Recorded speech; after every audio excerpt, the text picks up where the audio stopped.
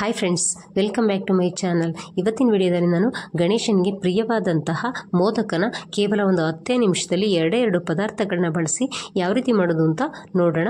ಇಲ್ಲಿ ನಾನು ಒಂದು ಪ್ಯಾನ್ ಇಟ್ಕೊಂಡಿದ್ದೀನಿ. ಅದಕ್ಕೆ ಅರ್ಧ ಕಪ್ಪಿನಷ್ಟು ಬೆಲ್ಲನ ಹಾಕ್ಕೊಳ್ತಾ ಇದ್ದೀನಿ. ಈಗ ಒಂದು 2 ರಿಂದ 3 ಟೇಬಲ್ ಸ್ಪೂನ್ ಅಷ್ಟು ನೀರನ್ನ ಹಾಕ್ಕೊಳ್ತಾ ಇದ್ದೀನಿ. ಬೆಲ್ಲ ಕರಗಲಿಕ್ಕೆ ಇಷ್ಟು ನೀರು ಸಾಕಾಗತ್ತೆ. ಈಗ ನಾನು ಲೋ ಫ್ಲೇಮಲ್ಲೇ ಈ ಬೆಲ್ಲನೆಲ್ಲ ಕರಗಿಸ್ಕೊಳ್ತಾ ಇದ್ದೀನಿ. ಈಗ ಈ ರೀತಿ ನಿಧಾನವಾಗಿ ನಾವು ಮಿಕ್ಸ್ ಮಾಡ್ಕೊಳ್ತಾ ಬೆಲ್ಲನ ಕರಗಿಸ್ಕೊಳ್ಬೇಕು. ಈಗ ನೋಡಿ, ಚೆನ್ನಾಗಿ ಇದು ಬೆಲ್ಲ ಕರಗಿದೆ.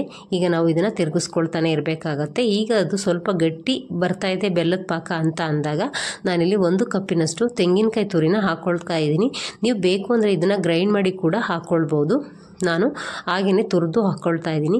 ಈಗ ಇದನ್ನು ಹಾಕಿದ ನಂತರ ತೆಂಗಿನಕಾಯಿ ತುರಿನ ಈ ರೀತಿ ಮಿಕ್ಸ್ ಮಾಡ್ಕೊಳ್ತಾ ನಿಧಾನವಾಗಿ ನಾವು ಲೋ ಫ್ಲೇಮಲ್ಲೇ ಇದನ್ನು ಈ ರೀತಿ ಬೇಯಿಸ್ಕೊಳ್ಬೇಕು.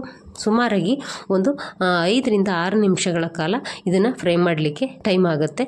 ಈಗ ನಾನು ಈ ರೀತಿ ಮಿಕ್ಸ್ ಮಾಡಿಕೊಂಡು ಬೇಯಿಸಿದ ನಂತರ ಅದು ಸ್ವಲ್ಪ ಗಟ್ಟಿಯಾಗಿದೆ ಅಂತ ಅಂದಾಗ ಅದಕ್ಕೆ ಒಂದು 2 ಏಲಕ್ಕಿನ ಈ ರೀತಿ ಕುಟ್ಟಿ ಪುಡಿ ಮಾಡಿ ಹಾಕ್ಕೊಂಡು ಅದನ್ನು ಕೂಡ ಈ ರೀತಿ ಮಿಕ್ಸ್ ಮಾಡ್ಕೊಳ್ತಾ ಇದ್ದೀನಿ. ಈ ರೀತಿ ಚೆನ್ನಾಗಿ ಮಿಕ್ಸ್ ಮಾಡಿದ ನಂತರ ಕೈಯಿಂದ ಮುಟ್ಟಿದ್ರೆ ಅದು ಒಂದು ರೀತಿ ಅಂಟಂಟು ರೀತಿ ಬರಬೇಕು. ಅಲ್ಲಿವರೆಗೂ ನಾವು ಈ ರೀತಿ ಅದನ್ನು ಮಿಕ್ಸ್ ಮಾಡ್ಕೊಳ್ತಾನೆ ಬೇಯಿಸ್ಕೊಳ್ಬೇಕಾಗತ್ತೆ. ನೀವಿನ್ನು ನಮ್ಮ ಚಾನಲ್ಗೆ ಹೊಸಬ್ರಾಗಿದ್ದರೆ ನಮ್ಮ ಚಾನಲ್ನ ಸಬ್ಸ್ಕ್ರೈಬ್ ಮಾಡ್ಕೊಳ್ಳಿ. ಹಾಗೆ ವಿಡಿಯೋ ಇಷ್ಟ ಆದರೆ ಲೈಕ್ ಮಾಡಿ, ಶೇರ್ ಮಾಡಿ. ಹೀಗೆ ನಮ್ಮ ಚಾನಲ್ನ ಸಪೋರ್ಟ್ ಮಾಡ್ತಾಯಿರಿ. ಈಗ ನೋಡಿ, ಸ್ವಲ್ಪ ಅದು ಅಂಟಂಟು ಬರ್ತಾ ಇದೆ ಅಲ್ವಾ, ಈ ರೀತಿ ಉಂಡೆ ರೀತಿ ಅಂಟು ರೀತಿ ಬರಬೇಕು. ಈಗ ನಾನು ಗ್ಯಾಸ್ನ ಆಫ್ ಮಾಡಿಕೊಂಡು ಇದನ್ನು ಸ್ವಲ್ಪ ತಣ್ಣಗಾಗಲಿಕ್ಕೆ ಬಿಡ್ತಾ ಇದ್ದೀನಿ. ಈಗ ನೋಡಿ, ಇದು ಸ್ವಲ್ಪ ತಣ್ಣಗಾದ ನಂತರ ಈಗ ಇಲ್ಲಿ ಮೋದಕದ ಮೋಲ್ಡ್ನ ತೊಗೊಂಡಿದ್ದೀನಿ ನಾನು. ಈ ರೀತಿ ಮೋದಕದ ಹಚ್ಚನ್ನು ಈಗ ಇದಕ್ಕೆ ಸ್ವಲ್ಪನೇ ನಾವು ಮಾಡಿಟ್ಕೊಂಡಿರ್ತಕ್ಕಂತಹ ತೆಂಗಿನಕಾಯಿದು ಮಿಶ್ರಣ ಏನಿದೆ ಅದನ್ನು ಹಾಕ್ಕೊಳ್ತಾ ಇದ್ದೀನಿ. ಈ ರೀತಿ ನಾವು ಪ್ರೆಸ್ ಮಾಡಿ ಅದನ್ನು ಹಾಕ್ಕೊಳ್ಬೇಕು. ಆವಾಗ ಅದ್ರ ಶೇಪು ತುಂಬ ಚೆನ್ನಾಗಿ ಬರುತ್ತೆ.